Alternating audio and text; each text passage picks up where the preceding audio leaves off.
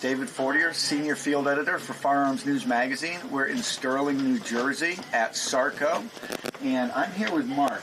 Mark does something really interesting. You have literally brought back history to people that are collecting military firearms and militaria, and you've done some really interesting things, and I was just hoping that you'd tell us a little bit about some of the things you've accomplished.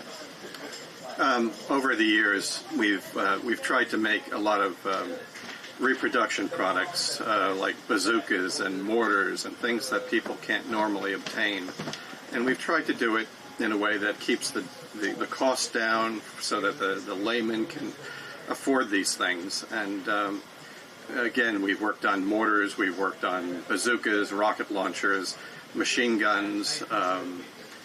Currently we're working on an Owen submachine gun, Australian, World War II. With a vertical magazine. Right, and you just can't find those anywhere. Mm-hmm. So in this case, we should have that ready for market in about 2 months. So this will be a non-firing replica? Yes. And we're working on a MAT 49 French submachine gun and a number of other things right now. And again, it's to bring into the marketplace items which people have an interest, especially those who have an interest in history. People who like Indochina and the French, we have the MAT 49. The Australian is for the eclectic side of World War II. It's interesting, a machine gun which the Australians had, which was used extensively after World War II, mm-hmm. and which has had a big following, including the U.S. Marine Corps was going to adopt it. Most people don't realize that, so it's a very interesting machine gun from that side. It even had service in Vietnam. Yes, in Vietnam, absolutely. It was used extensively. Okay, so let me ask you this. Do you have a favorite project that you've done? Because I know that you've done so many, it's hard to choose from, but I figured there's probably something that just stuck out to you. Maybe the M1A1 bazooka. Yeah. It's done very well.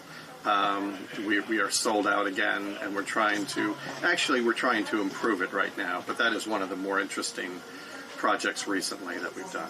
Okay, and how do you actually go about doing something like this, recreating a piece of history like the bazooka?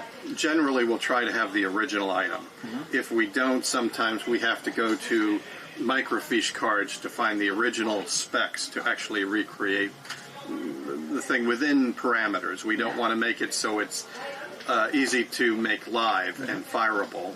For ATF purposes, we want to keep the dimensions down a little bit. And other times, when we have very specific, difficult products where we need metal dies made, which are very expensive for production, we'll use 3D printing to actually bring something to life so that we can then make some other type of mold that doesn't require dies, like a rotocast mold, mm-hmm. where we could actually rotocast metal as opposed to having it machined to... Or stamped or something. Exactly, and the stampings can be very expensive, especially on this item, which is for the MAT 49. This helps us bring it to the next level. Well, I tell you what, I really appreciate you taking the time to share a little bit about, behind the scenes on Sure. what goes on. And again, you need to check out the SARCO website because it is chock full of really interesting and exciting pieces if you love history the way that I do.